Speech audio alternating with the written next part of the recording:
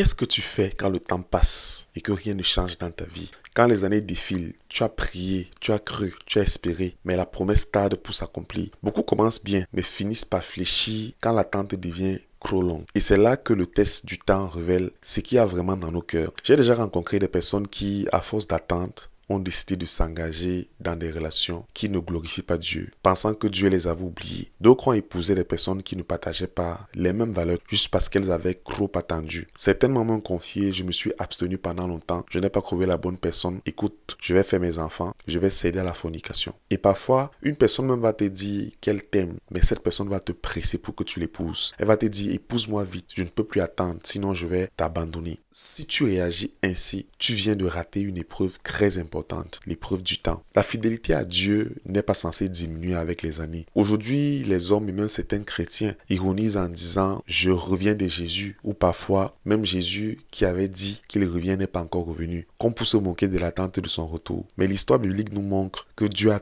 toujours accompli ses promesses au moment parfait qu'il a choisi. Dieu a toujours parlé à un moment donné. Prenons l'exemple de Moïse sur le mont Sinaï. Dans Exode 24, Dieu appelle Moïse à monter sur le mont Sinaï avec Aaron et les anciens. Et Dieu les a fait attendre 7 jours avant de s'adresser à Moïse. 7 jours dans le froid, 7 jours dans le vent, 7 jours sans nourriture, dans un inconfort total. Imagine-toi, tu es convoqué par un ministre, tu arrives à l'accueil, la secrétaire te fait asseoir, te fait attendre, non pas une heure, non pas une journée, mais 7 journées. Et c'est seulement après tout ce temps qu'on te dit, le ministre est prêt à te recevoir. C'est exactement ce que Dieu a fait.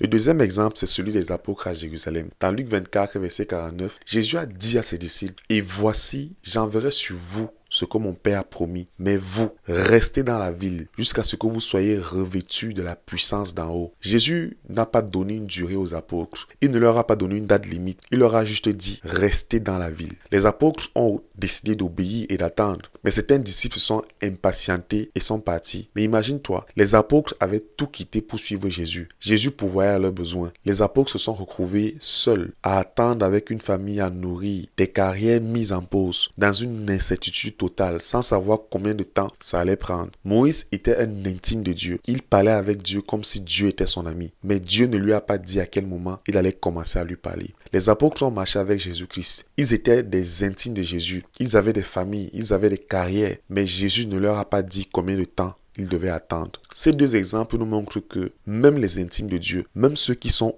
loin, passent par l'épreuve du temps. Et souvent sans indication de la durée. Parce que Dieu, dans cette attente, va t'apprendre à t'accrocher sur lui et non à compter sur toi. Dieu agit toujours. Dieu répond toujours, mais à son heure. Dieu avait annoncé la venue de Jésus-Christ, l'Emmanuel, par le prophète Ésaïe. Les siècles sont passés et beaucoup ont cessé d'y croire. Mais au moment fixé, la promesse est accomplie. Le temps éprouve les cœurs. Le temps révèle les intentions. Cet homme te dit qu'il t'aime. Donne-lui du temps et tu verras si c'est toi qui l'aimes ou si c'est ton corps qui l'aime. À l'église, certaines personnes se battent pour des positions. Laisse passer du temps. Ceux qui étaient là par intérêt perdront leurs ailes. Ne laisse pas le temps ébranler ta foi. Que l'attente devienne pour toi une opportunité de croissance spirituelle. Souviens-toi d'Abraham et de Sarah. Ils avaient reçu une promesse, mais parce qu'ils ont fléchi, Ismaël est né. Et aujourd'hui, cette impatience est la racine des conflits au Moyen-Orient. Ce qui semble une petite erreur aujourd'hui peut avoir des conséquences sur des générations. Alors je veux t'encourager avec ce dernier verset de Nombre 23, verset 19 qui dit « Dieu n'est pas un homme pour mentir, ni un fils d'homme pour se repentir. Ce qu'il dit,